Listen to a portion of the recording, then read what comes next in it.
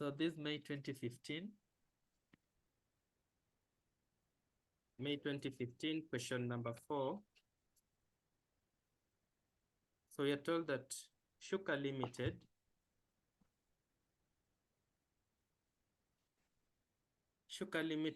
a company that manufactures mobile communication gadgets, intends to acquire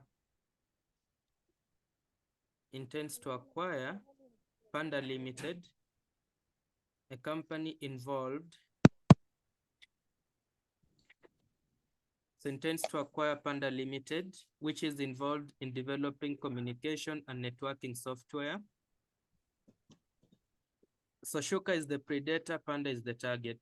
The following financial information is provided for the two companies. So we have the current share price for Shuka Limited is 5.8, for Panda is 2.4.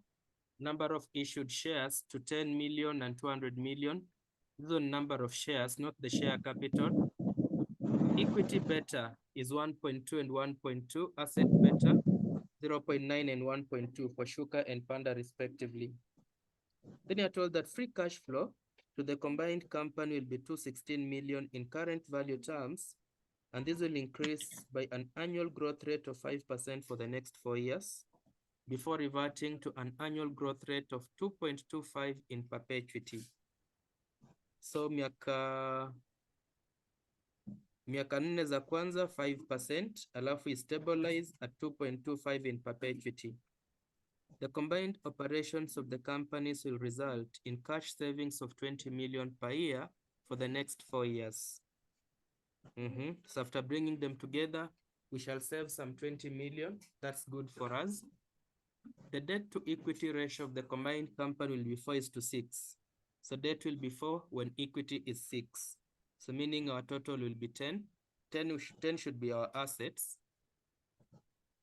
So the weight of debt will be 4/6, weight of equity 4/10 for weight of debt and 6/10 for weight of equity. And it is expected that the combined company's cost of debt will be 4.55. Kumbuka hujaambiwa pre-tax. So that is the KD after adjusting for tax. It's not pre-tax KD, it's the cost of debt. Yeah. Tax is 30%, which applies to the company. The current RF is 2%, and the market risk premium is 7%.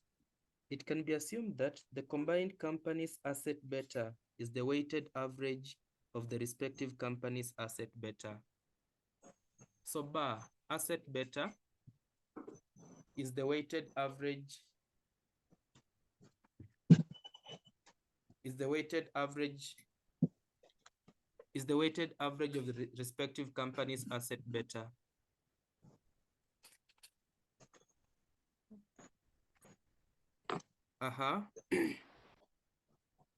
So we are told estimate the additional equity value created by combining the two companies based on free cash flows. So estimate the additional equity value created by combining the two companies based on free cash flows. So additional value, we compare the value before combination and the value after combination. So let's have here Shuka.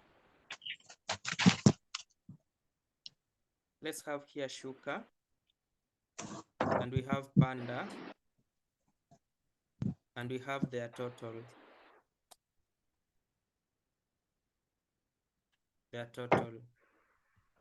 So we look at before merger.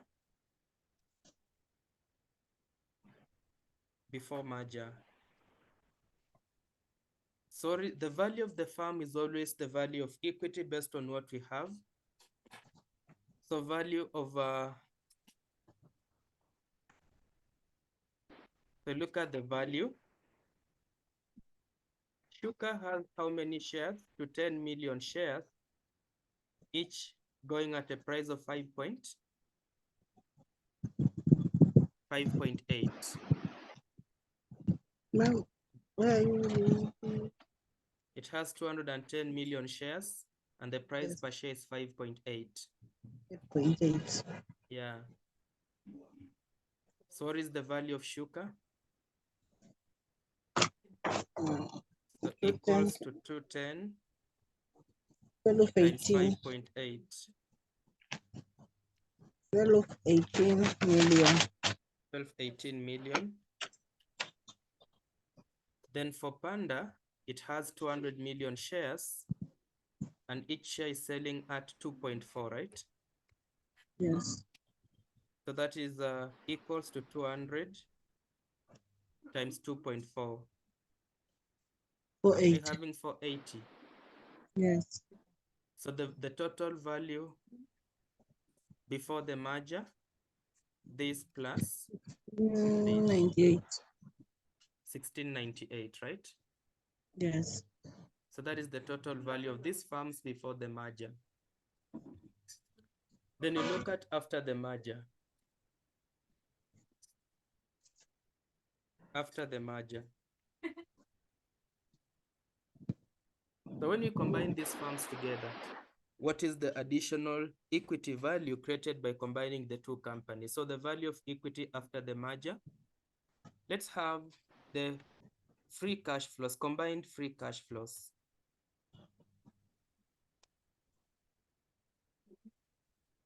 Combined free cash flows.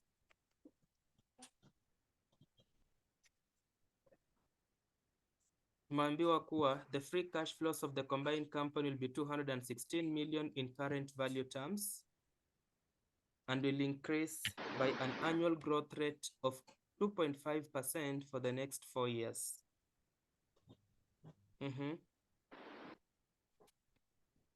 So you can have here the year. And maybe before the free cash flows, let's first of all get the discounting factor because we have to discount these cash flows.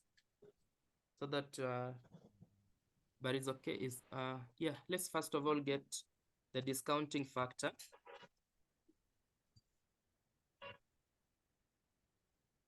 The discounting factor, which has to be our WSCC. WSCC equals to WEKE plus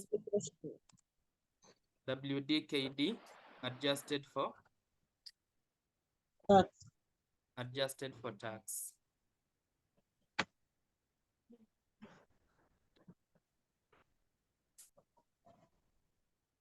So the discounting factor is the WSCC. We know the weight of equity, the value of equity is the value of debt. Wametuambia itakuwa ni 4. Ni 4. Value of Equity equity ni 6. So meaning the total ni 10, sindio? Yeah. Total is 10. So from here, I can get the weight of equity if I want. I can get the weight of debt if I want. Yes. This should help me get the BE. First of all, let me get the bar, the asset beta, which equals to, wamesema the weighted beta. The weight of Shuka, is it 1218 over 1698? Yes. So 1218 divided by 1698, right? Yes.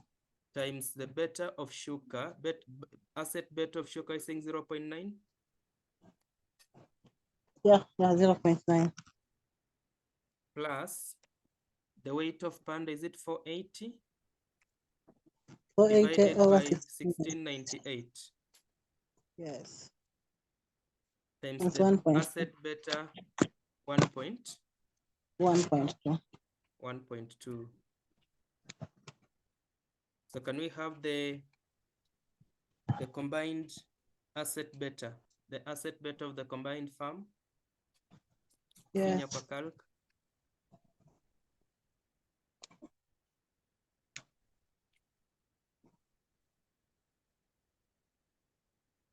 Not there. Let me do.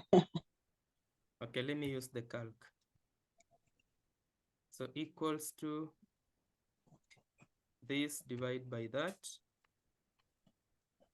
times 0.9 plus this divide by that. It gives us a Times total of 0.98. 0.984, sindio? 9848. Yeah, there you have it.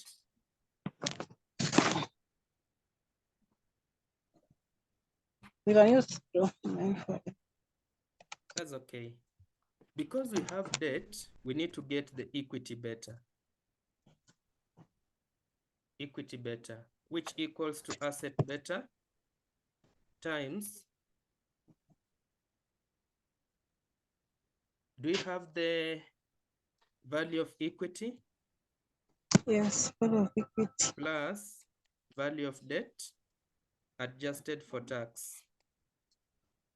And this one we divide by value of? We divide by value of equity, right? Yeah.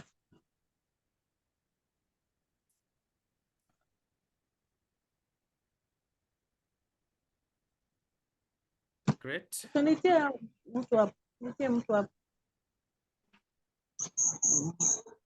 we have the bar, which is 0.98, 9848,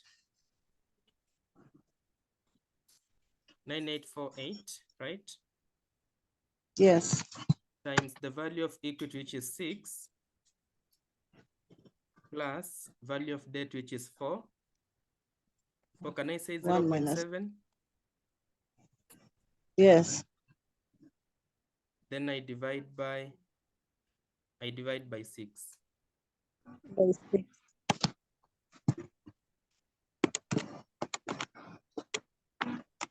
I divide by 6. Do we have that? 2.45. 2.45. 2.45. That's okay. So can we have our KE? Yes, we can have our KE. RF plus RM minus RF, we multiply by B. Do we have the RF from our Yes, from here? RF is 2. 2 plus, do we have our RM minus RF? We have the premium of 7. So 7 times 2.5. 2.5. 2.45. 2.45. Do we have our KE?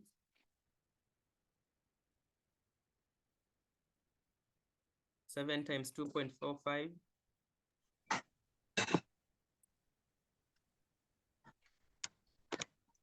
Plus 2. That is 17.15 plus 2. We have 19.15. 19.15%. KD ilikuwa 4.55. KD is 4.55%. So therefore, our WSEC becomes the weight of equity. Is it 6/10? We told you 6/10. Times the KE 19.15 19.15 plus the weight of debt 4/10. Weight of debt is 4/10 times times KD 4.55. 4.55. And why are we not adjusting that one for tax? Because hawakutuambia ni pre-tax, walisema ni KD hapa. Combined company cost of debt. They didn't say it is interest rate. They didn't say it's the risk-free rate of return. They already said it's the combined company's cost of debt. But there is this corporation tax of 30% applies to the company. Yes. But So, it does not apply to the cost of debt. It's okay. Only adjust for tax if you've been told it is pre-tax KD, ama wakuambia ni interest rate on debt. But if they just say cost of debt, the ideal cost of debt inakuanga isha adjustiwa for tax unless otherwise stated.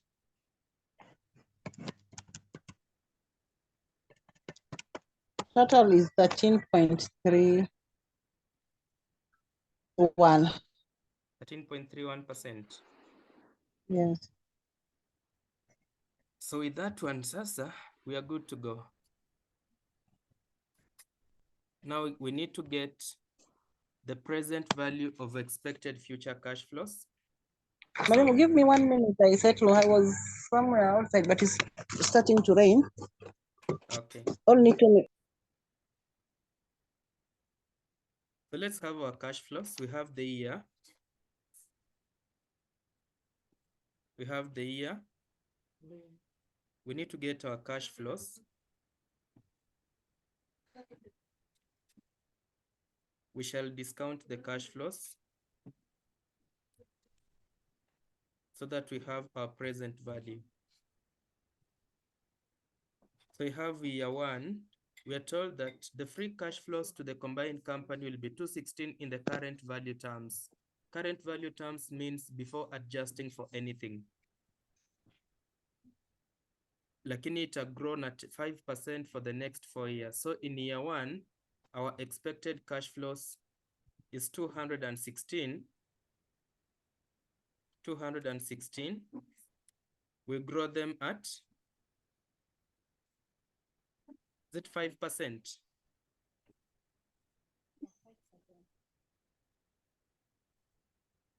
Right?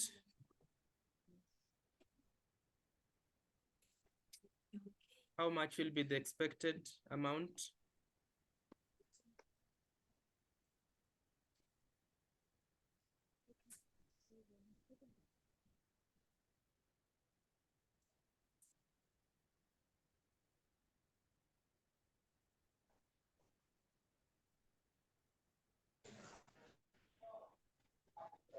So 216 times 1.05.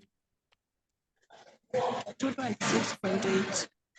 226.8. In year 2, we have 226.8. 226.8 still growing at 5%. 238.14. 238.14. In year 3, we have 238.14. Still increasing by 5%, 1.05. 250.047. 250.047. Walisema for 4 years, right? Yes. So we also have year 4, 250.047. Still increasing by 5%.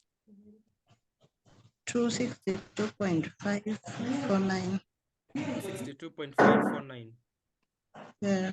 I can say 55. 5494. 455. Yeah, 55 is okay. Okay.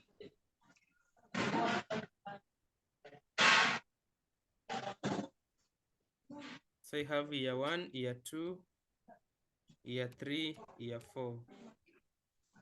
Then after the 4 years, it will stabilize and grow at 2.25% in perpetuity. So you have another year 4. So we now need the concept of PO, which is the DO into 1 plus G. We divide by KE minus KE minus G, but now we'll not use the KE, we'll use the WSEC. WSEC. Because the firm has debt.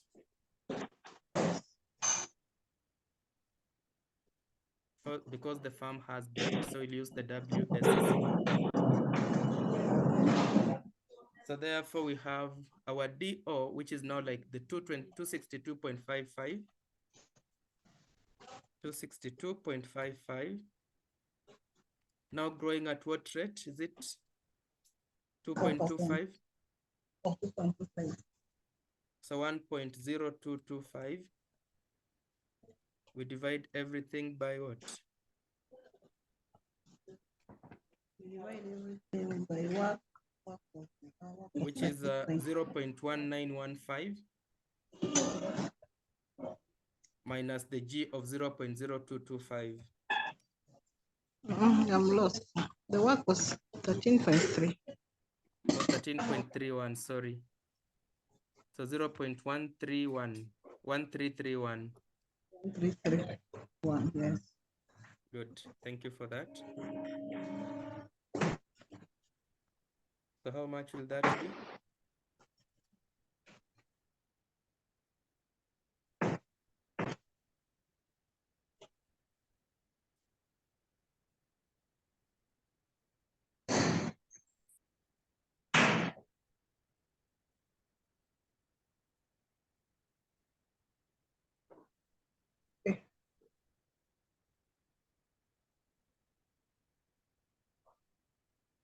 Now, we take the work 0.1331 less 0.225 gives a negative. Not a negative, this is 0.0225, not 0.2. Oh, 0.0, it's okay, it's okay. Maybe we do it.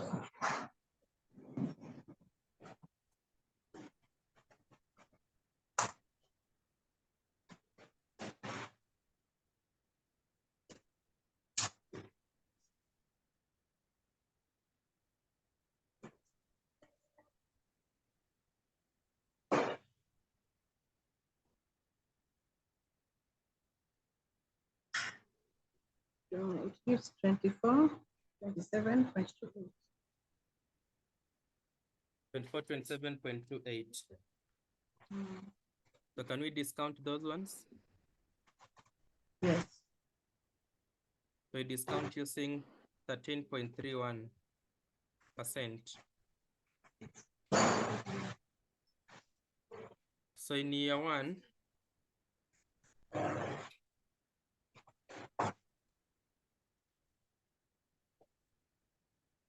one divided by 1.1331.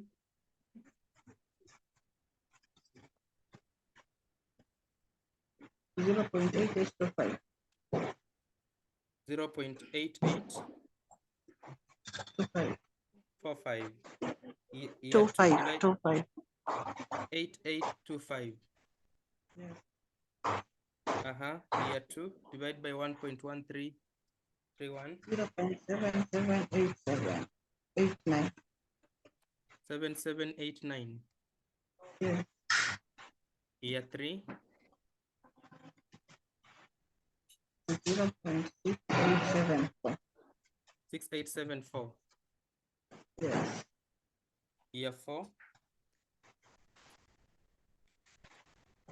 0.6066. 0.6066. 6066. Alafu year four inajirudia mara mbili. So you have another 0.6066. 0.6066. So therefore the present value becomes the cash flows. The cash flows times the present value. Let's take 200 and 151. Hiyo nishafanya. Excel Second year is 185.4849. Yes, yes.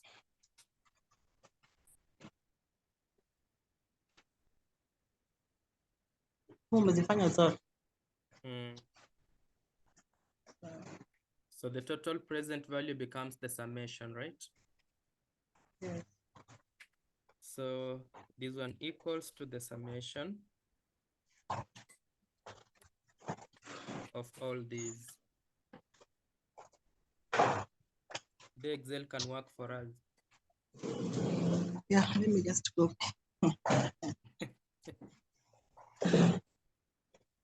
Excel can work for us today.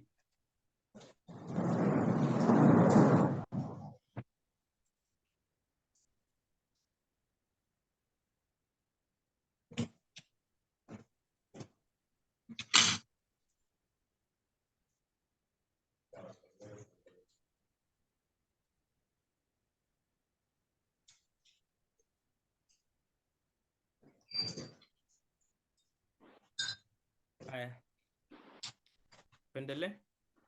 Yes. Then bado hatujamaliza 14 marks. Walisema pia the combined operations of the companies will result in cash savings of 20 million per year for the next 4 years. Yes. So we'll also come here and add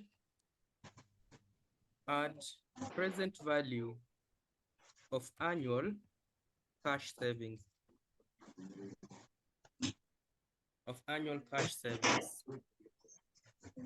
So we are saving how much kila mwaka? 20 million. So you have 20 million times the PV, the annuity, because it's annually at 13.13 for how many years? For 4 years. 4 years.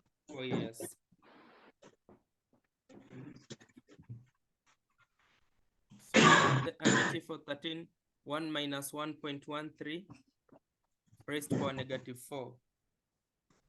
2.9554. 2.9554. So 2.9554. So that answer becomes 20. That answer becomes 59.8. 59.18. So 0.118.11 roughly. Yes. So now this one gives us the total value. Can call it the equity value of the combined firm.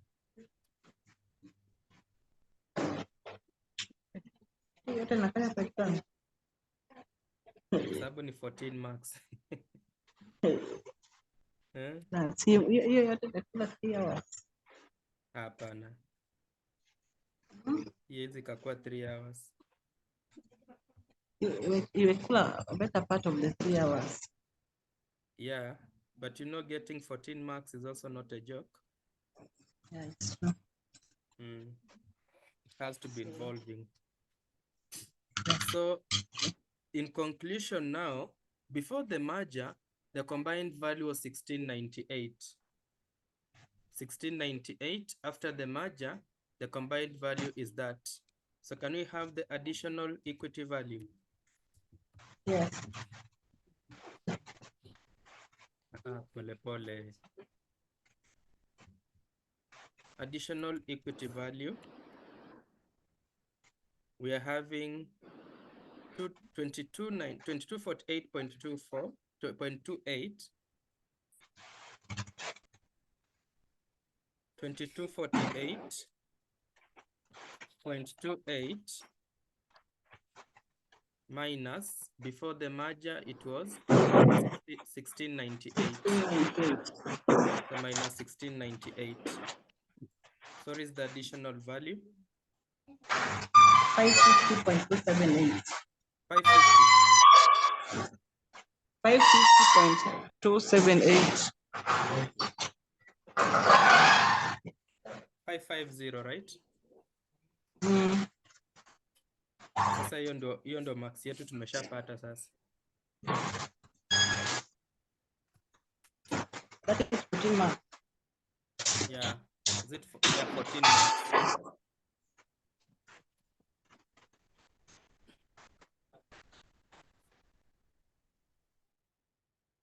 Good.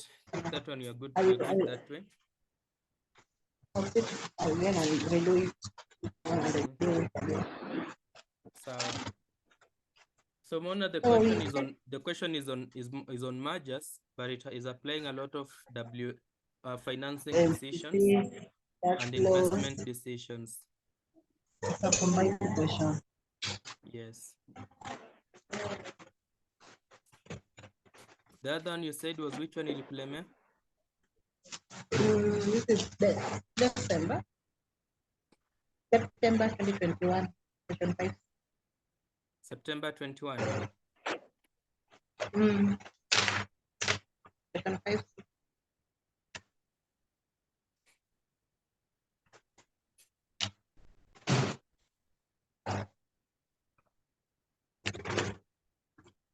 So September 2021, question 5C. 5. Yeah.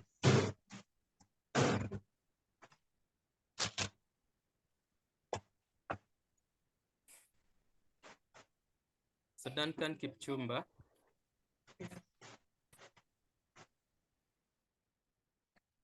So September 2021, question 5C, that is Duncan Kipchumba.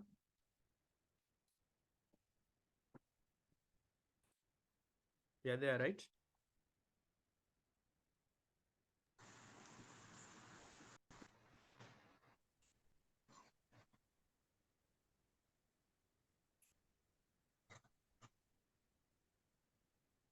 So let's check Hello? it out.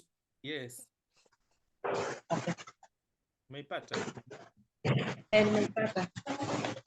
Haya, sawa. So Duncan Kipchumba, the director of Water Limited, met hiyo sana ni Louis ama Louis Haminwa, the director of Tower Limited, during a conference. So alikutana during a conference in Kisumu. Kisumu City.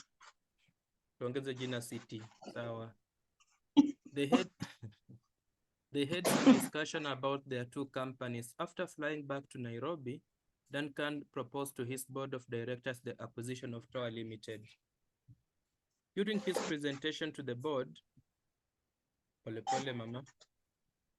During his presentation to the board, he stated that as a result of this takeover, we will diversify our operations and earnings per share will rise by 13%, bringing great benefits to our shareholders. No bid has yet been made, and Water Limited currently owns 2% of Tower Limited. A bid would be based on an exchange of shares between the two companies, which would be 1 Water Limited share for every 6 Tower Limited shares. So 1 share for every 6. Kumbuka, Water is the predator, Tower is the target. Sindio? So what is our ratio of exchange? We are going to give out 1 share, one new share, one new share for every 6 shares that you have. Financial data for the two companies include the following. We have the turnover for Water and for Tower, profit before tax to Konazo hapo, profit attributable to ordinary shareholders, that is a profit after tax, dividends payable, issued ordinary share capital in millions of shillings, market price per share,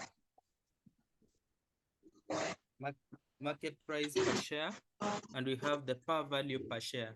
So par value per share should help us get the number of shares. Then you are being asked to get the pre-merger price earnings ratio for both companies.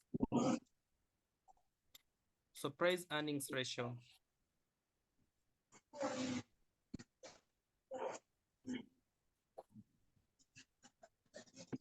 So do you remember the formula of PE ratio?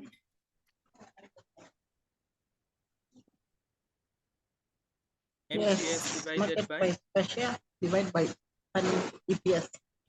Earnings per share. Yes. So they want for both companies. So hapa tuko na Wote. Hapa tuko na Wote. Na tuko na Tower.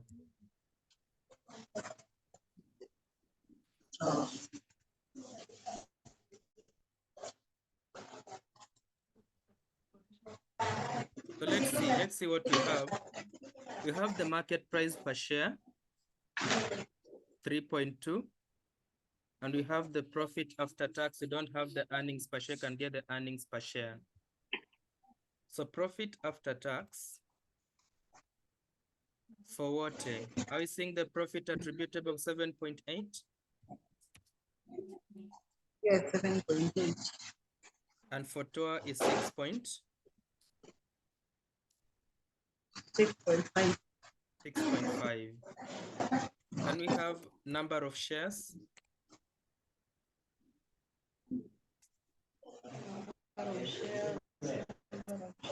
ordinary share capital is 20 million, the par value is 0.5. So 20 divided by 0.5. This looks like 40. Yes. So that is 40 million shares. 40. And this other side, I think 15 divided by 0.1. Right?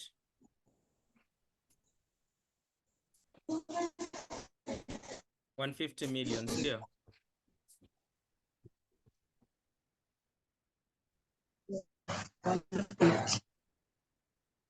Aye. Yes, 150.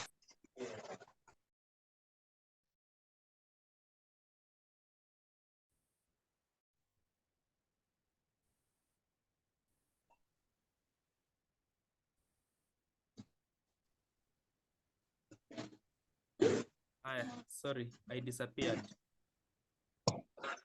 No problem. My internet seems to have some issues today. Now let's continue. So the earnings per share, the profit after tax divided by number of shares ambazo ni 40, which gives us how much? 0.195. 0.195. This other side we have 6.5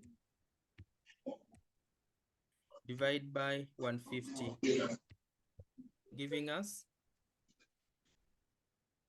10.47 times. I'm saying 0.073.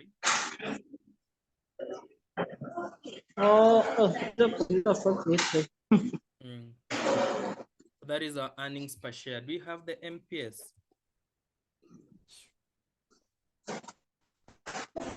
Yes, we have the MPS. MPS for what is 3.2? And for TOA, are you seeing 0.45? 0.45 ziko hapa, Yes. ndio. So therefore, our PE ratio,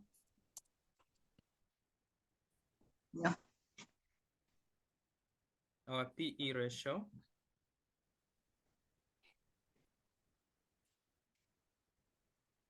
becomes the MPS of 3.2 divided by earnings per share of 0.195. So do you have the PE ratio there? So what is 16.41? This other side is 0.45, the market price per share, divided by earnings per share of 0.0433. So this one is the market price per share divided by the earnings per share. 10.3738, right? So that is our PE ratio. 10.47. But it should be 10.47. I don't know why yours is 38. May I use the whole amount? 0.45. Yeah, because the angle is around 4. You use the whole amount. Yes. It's so okay. that is our great. So that is our 4 marks.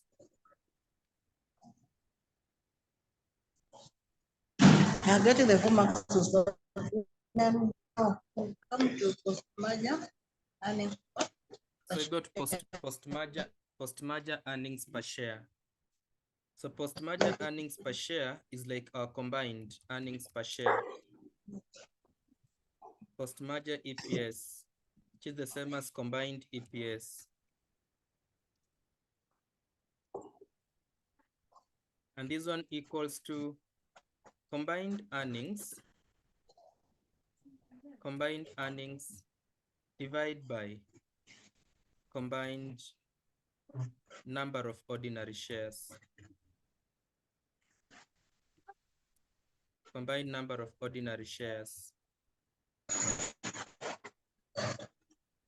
Can we have our combined earnings?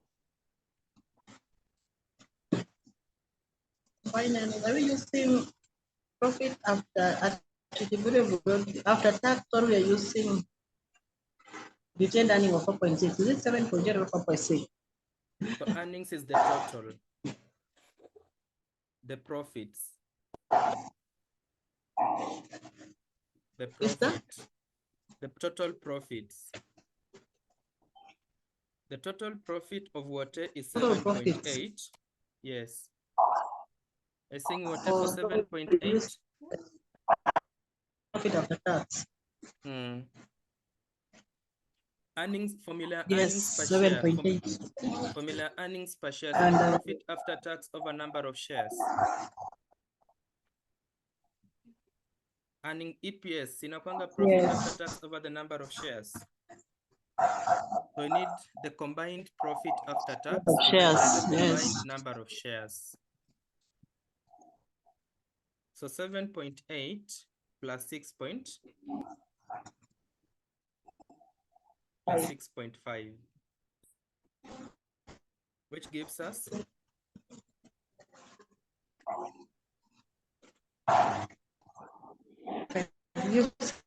14.3. So that is 14.3 million. 14.3 million.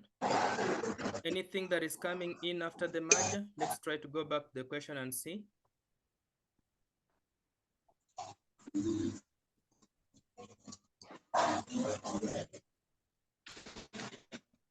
So ametuambia kuwa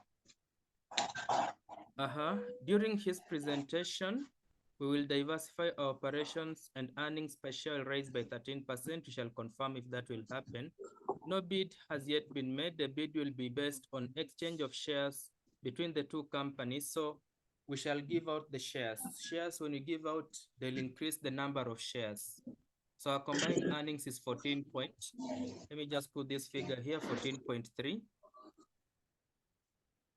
Then you need to get a combined number of shares.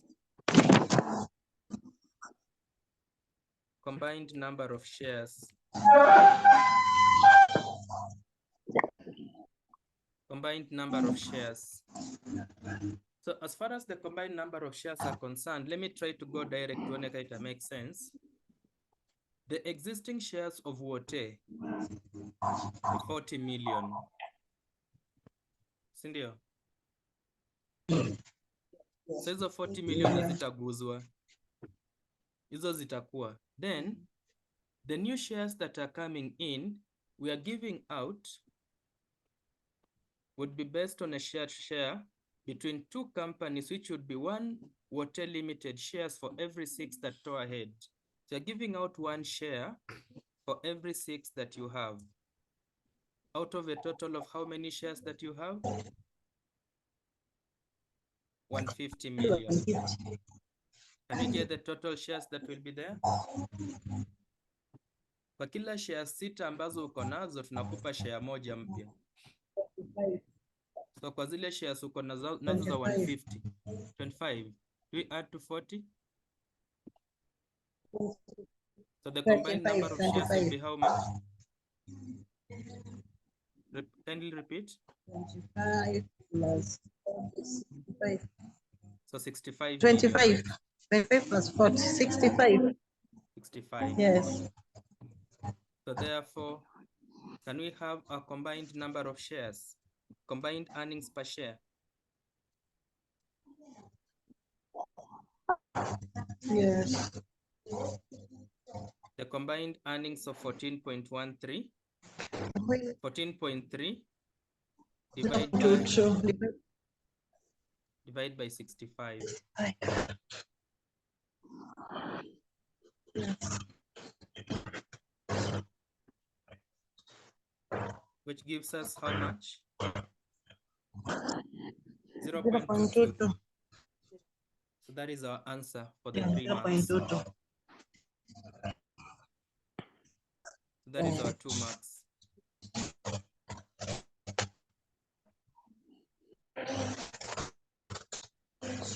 No, we have 7 marks. Yes. let's add ourselves the 2 marks. Explain whether you agree with Duncan Kipchumba when he says that the takeover would bring great benefits to ordinary shareholders. Support your answer with relevant calculations. So let's see if it will bring some benefits to the shareholders. Now, the earnings per share, what were we told about the benefits that will come in? We are told the bid has yet been made, and Wote currently owns that. So we will diversify our operations, and earnings per share will rise by 13%, bringing great benefits. So what was the earnings per share? Earnings per share of Wote before merger? 0.195. Before merger, earnings per share 0.195, right? What is the earnings per share after merger? 0.22, sindio? Earnings per share of Wote after merger, which equals to 0.22. Can we have the percentage growth? Percentage growth in EPS. New price minus old price over the old price. The new earnings per share is 0.22 minus the old, which was 0.195. Right? Then we divide by the old, which is 0.195. Everything times 100. Plus 5.22 minus 0.195. 0.195. I get it to be 12.83. 12.8? 86. 82. 12.82%. 82.86. 12.82. Yes. Is it roughly the 13% that they talked about? They talked about 13%. Yeah. Are you confirming what this guy said?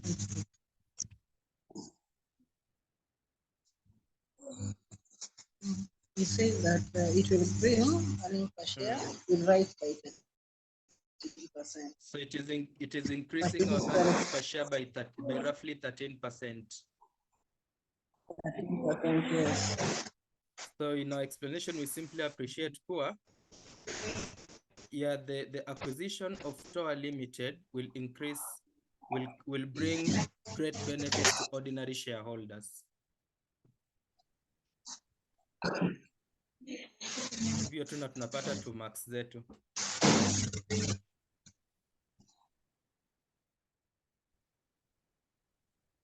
Sawa. Now the only difficult part here, I am kind of challenging that part.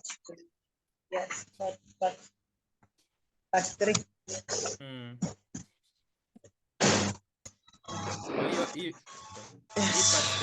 Part 3 ya kupiga tu story ya 2 marks. No, part 3, not part 4. Part 4 ndio ya kupiga story. Oh, part 3 ni ya 2 marks. So part 4 ni the post-acquisition of price of a share of Wote. Post-acquisition price of share. This part 3 of 2 marks. This part 3 of 2 marks, so we old my new.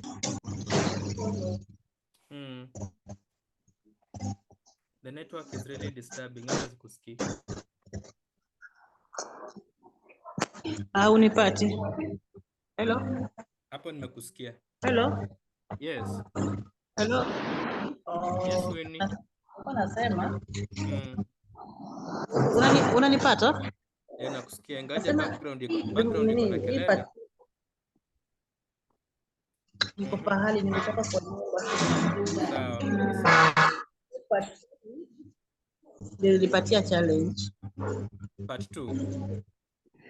Three. Sawa. Explain whether you agree with Duncan Kipchumba. We've explained very simply. Yeah. Now part 4, can we conclude? Yes. So post-acquisition price of a share of Water Limited, assuming the bid is successful. So the combined MPS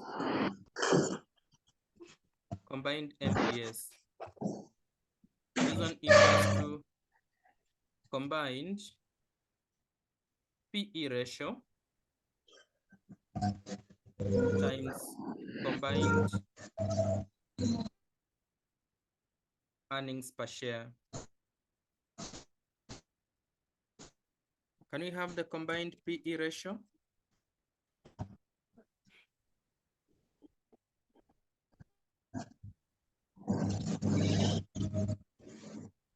Combined PE ratio under normal circumstances is always the weighted. Vile tu ile ilikuwa. Weighted PE ratio. Oh, the weighted. Yes, the combined PE ratio is always the weighted PE ratio. So here, tuko na the total values. Let me go back hapa juu kidogo. Tuko na hapa, we can get here the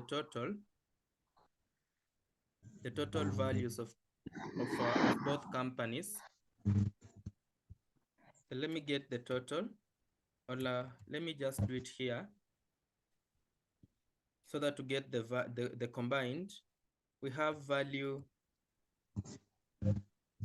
of water. Value of water, it was 40 million, right? The number of ordinary shares is 40 million, and the market price per share is here. Got tumepata value kweli? So 40 million times the number of shares, that is the number of shares times the price per share, 3.2. What is the value of water? 3.2. So 40 128. times 3.2, 128. 128. Yes. Then value of TOA, which is 150 million shares times the price per share of 0.45, which gives us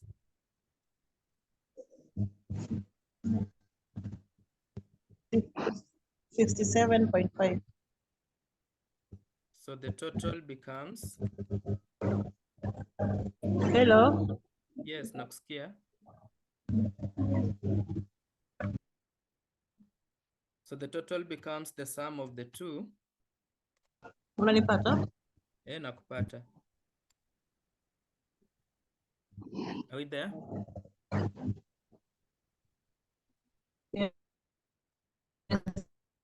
Yes. Good. So therefore,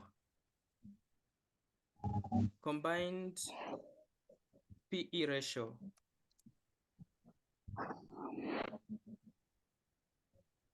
the weight of water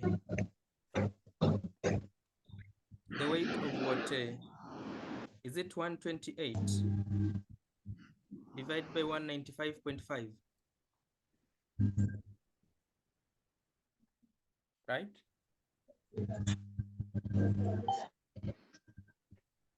Yes, 120. Yes. Times its PE ratio of 16 point. Hello. Yes. Times its PE ratio of 16.4 ngapi? Yeah. I think the PE ratio of 16.41. Then plus. Yes. The weight of TOA, which is it 67.5? right? Divide by the total of Yes. 195.5 times the PE ratio of TOA, which is 10.3 ngapi?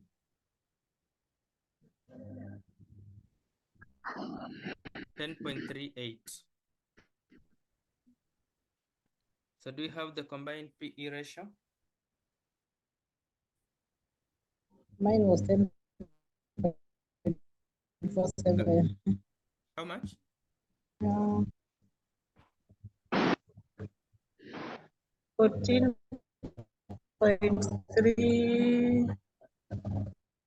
14.36. 14.36. Hello? Yes. Hello? Yes, Winnie. Yes.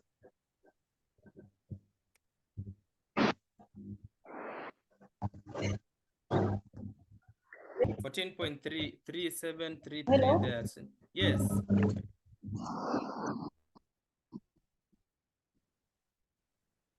We are there? 14.36. Sawa. That's okay. Mine is this one because there's no rounding off. Tumetumia formula Excel.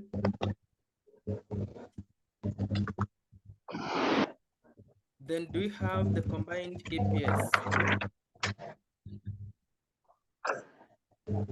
Combined, yes. Our combined EPS was 0.22. No. Oh, yeah, 0.22, 0.22. Great.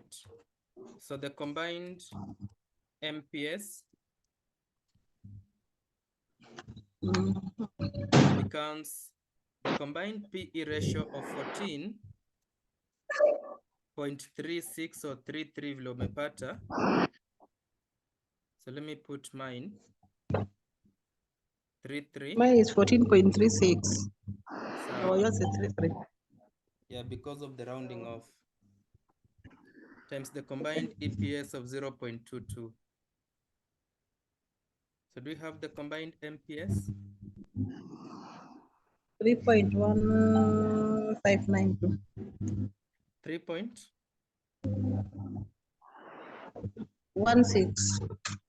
3.16. So that is it. That is what was expected. What?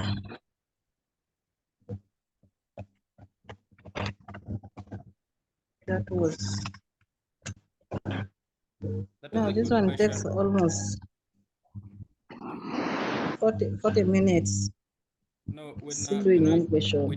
we take some time because we are doing it together and we are learning. But when you practice alafu ipitie, ukifanya peke yako uta take very short time. You'll take very short time with it.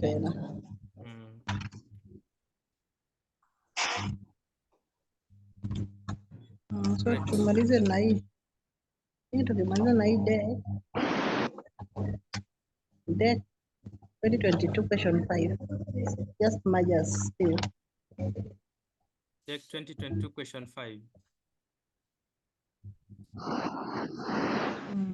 But this debt 2022 question 5, I don't see it to be a difficult one. Sorry? Okay, we can just do debt 2022 question 5C. Hello? Let me try to reach them. Okay.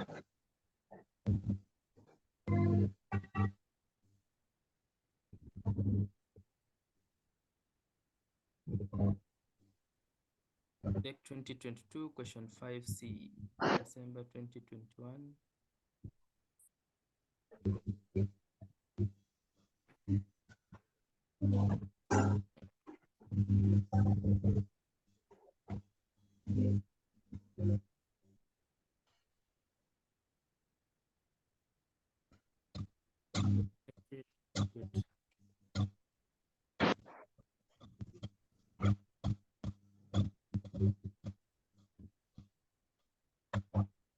So Deck 2022 question 5C. So August 2022, Deck 2022 now.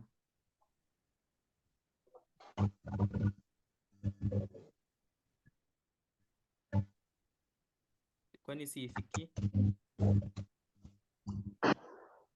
Left 322 question 5C. Hii deck ni kama sina. Kuna left 322? Hebu niangalie. Just a minute. Unaweza fanya Question 5C.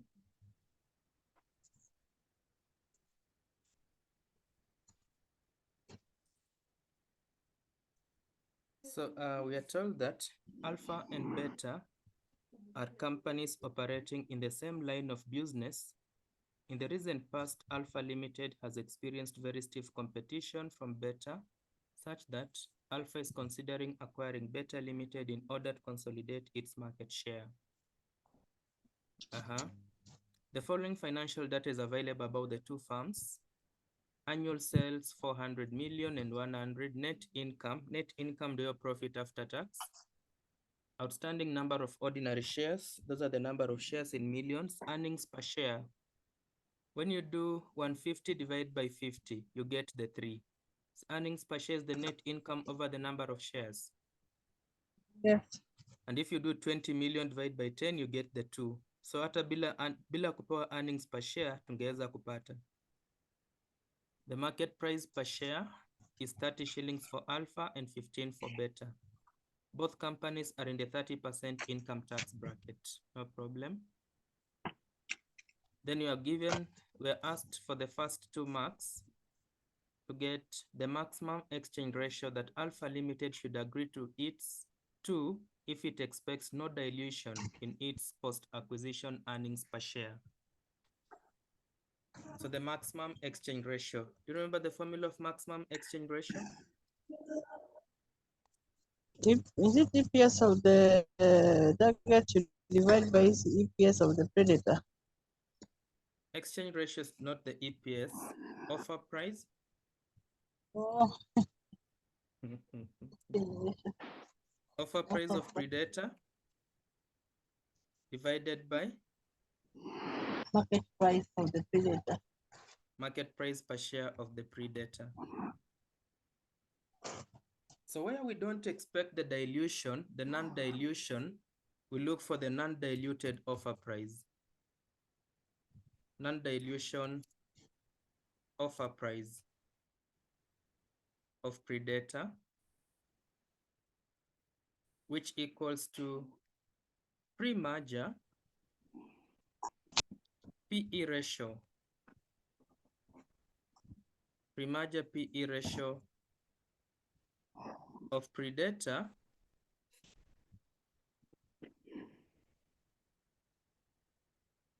pre-merger PE ratio of predator. Let me put this one here. We multiply by pre-merger EPS of who? Of target. Right? Yes. Do you have the PE ratio of predator? PE ratio is MPS divided by EPS.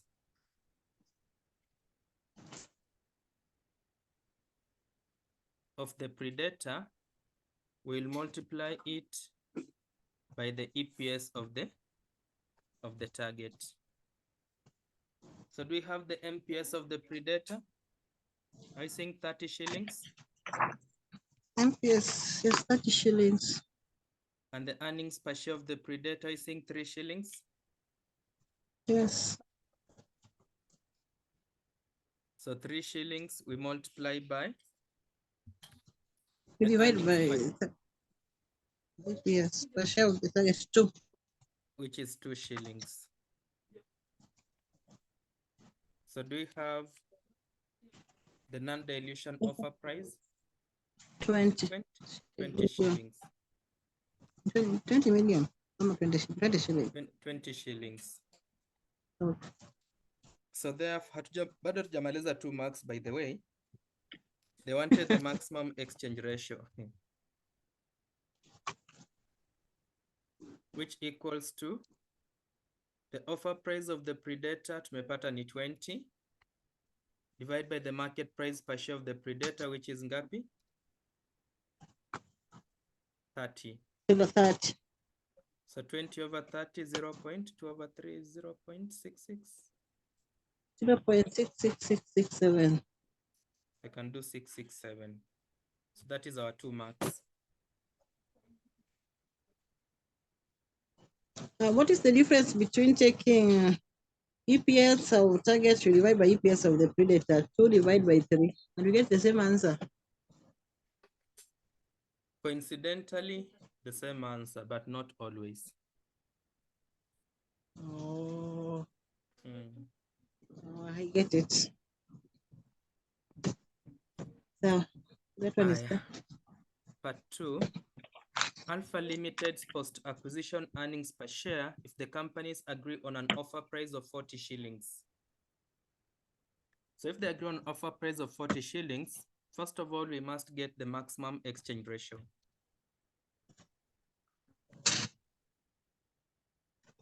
Maximum exchange ratio, which would be the offer price. They've agreed on an offer price of 40, right? Divided by the MPS of 30. 1.333. 1.333.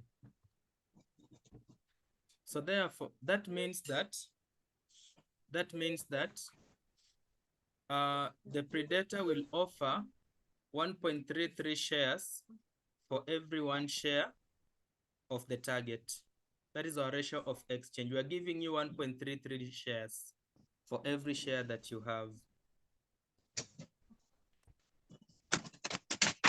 They had how many shares? 10. So we are heading there.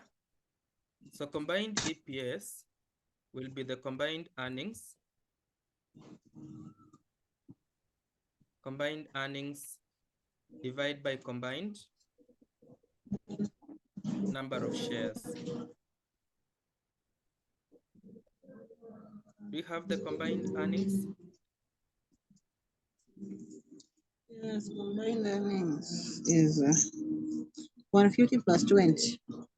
Thank you. 150 for alpha plus 20 for beta, right? 20 for beta. Are you having 170? 170 million, ndio?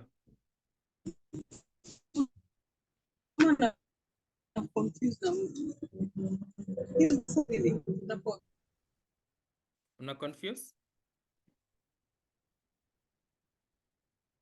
You're saying something?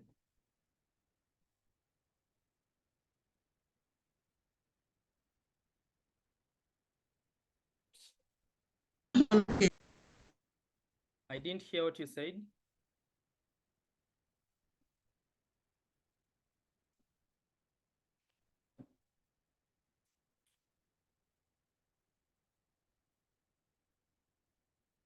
Hello? Yes. Ulisema nini? No, I was just talking to someone. Oh, sawa. So you have the combined number of shares. Zile za alpha zitabaki kukua. Shares zake ni 50. 50. Plus, our ratio of exchange, we are giving out 1.333 shares for every one that you have. Out of how many shares that beta has? Beta had 10. 10 million. So what will be the combined number of shares? Yes. 50 million plus? 63.33. So 63.33. Plus 13.33. Yes. 63.33, sindio? So therefore, our combined EPS becomes the combined earnings of 170 divided by combined number of shares of 63.33.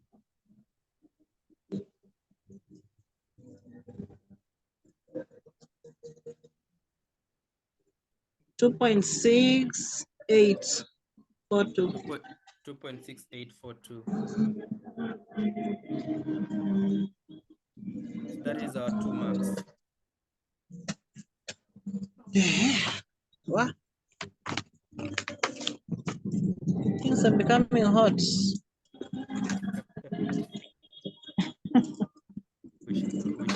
We shall be there. We shall overcome. Yes. Part 3. Part 3. Alpha Limited post-acquisition earnings per share. If for every 200 ordinary shares of Beta,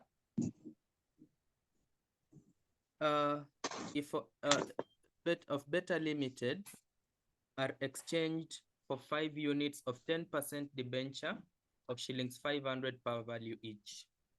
So here, the effect is that interest itaongezeka, number of shares hazitaongezeka. So no problem. We start by getting our combined earnings. Because exchange ratio already tushapewa, we shall give for every 200 shares that you have, we'll give you 5 units of 10% debentures. So our combined earnings per share is 150 plus, our combined earnings 150 plus 20. We shall have 170. Then we less, because there will be debt, we less after tax interest. Debt has some tax effect.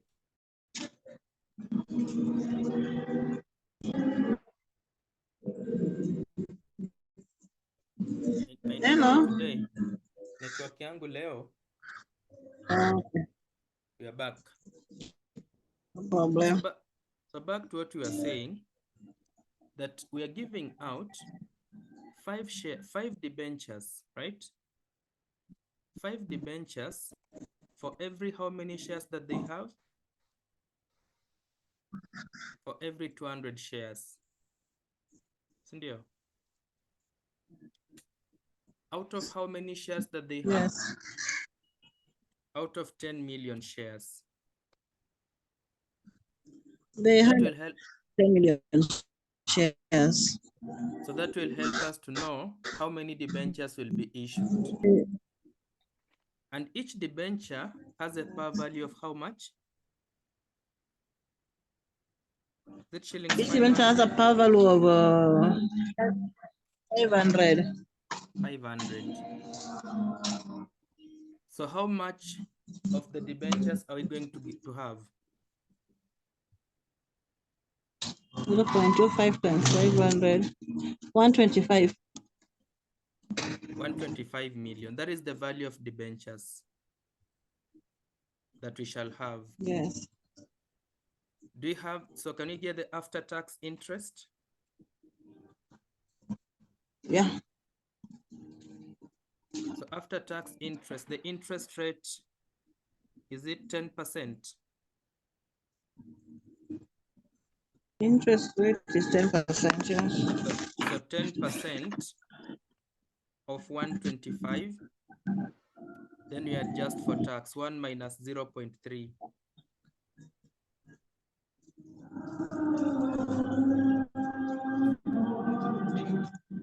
So that gives us how much? So 10% of 125 times 0.7. Gives us 12.5. 12.5. Times 0.7.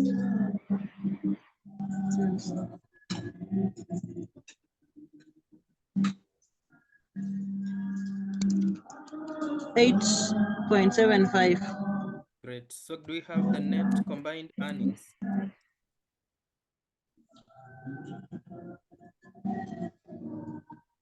One seventy minus. So 170 minus 8.75. 161.25, right? Yes. Then do we have Yes. combined number of shares?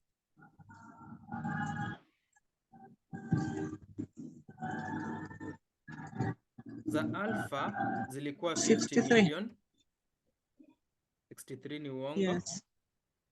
The alpha zilikuwa 50 million. There are no new shares coming in. We are not giving out any new shares. We're giving out the debentures. Yeah. So after the merger, shares zitabaki zile za alpha peke yake. 50. 50, si ndio? Yes. So therefore, can we have a combined EPS? 3.25. So 161.25 divided by 50, si ndio? Yes, 3.25. 3.25. Hivyo tu. Hivyo tu.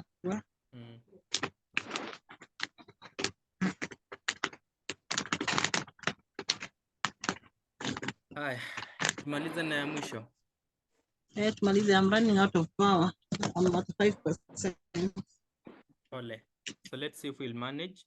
So combined operating profit and the post-acquisition earnings per share at the point of indifference between earnings per share of the firms under financing plans in C2 and C3 above. C2 and C3. C2 si ndio hii? Na C3 ndio C2 ni hii. Yes. So wanataka tuzungumzie hizi mbili. They want us to talk about those two. So therefore, we know that combined EBIT and the post-acquisition at the point of indifference.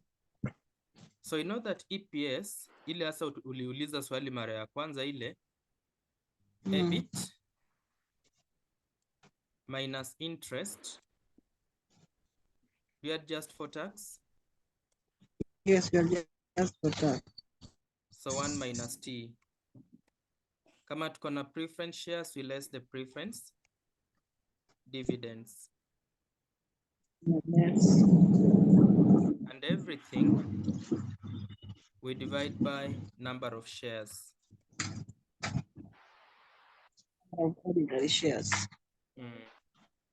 So let's have here plan B. Plan so C2 and C3. So under part 2 and under part 3. EBIT ndo tunatafuta. Can we have the interest? Under part 2. Yeah, interest we had calculated. Under part 2 there is no interest. Interest inakuja na part 3, si ndio? No, part 3, yes. And the interest is 10% of 125. 12.5. So 10% of 125, which is 12.5, si ndio? 12.5, yes. 12.5. We don't have preference dividends. Let's have the number of shares. 50. Under part 2, how many shares do we have? 50. 63.33. Under part 2 kwanza. Oh, under part 2. And under part 3 we have 63 points. We have 50. 50. So therefore, earnings per share of part 2, we are starting with EBIT, which we don't know, minus interest, which is 0. We adjust for tax. Can I say 0.7? Yes, 0.7. We don't have preference shares, so hakuna haja less preference dividends that are not there. We divide by number of shares, which is 63.33. So this one should be equals to earnings per share of option 3. We are looking for EBIT minus interest of 12.5. 12.5. We adjust for tax, so 0.7. And everything we divide by 50. 50. Can you work out for EBIT? Yes. And after working out for EBIT, we get the EPS and we get our 4 marks. I now know how to do this. This one you can finish. Yeah. Yeah. This one I can finish. Hii This imekwisha. one hii sasa hii ni evaluation ya a point of indifference. Sasa niko nayo sambamba, hata iletwe tu saizi, ina stress. Iletwe. Iletwe. I hope Kasnev is listening. Iletwe. Sawa. Hii nitamaliza. Sawa, imalizia. Asante sana. We have worked. Let's see what we can do on Thursday. Jaribu zingine zile zinakuwa we compare on Thursday.